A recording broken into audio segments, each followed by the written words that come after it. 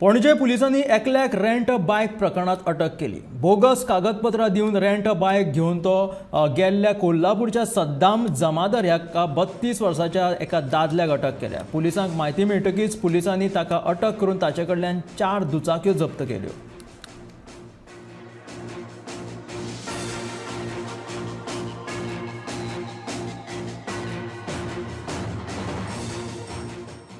Panaji Police Station under the leadership of Nikhil PI and SDPO Sudesh. Today we have arrested Mr.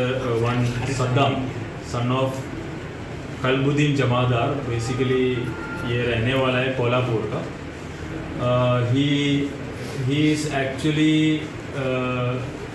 from Kolhapur and he comes to Goa और forged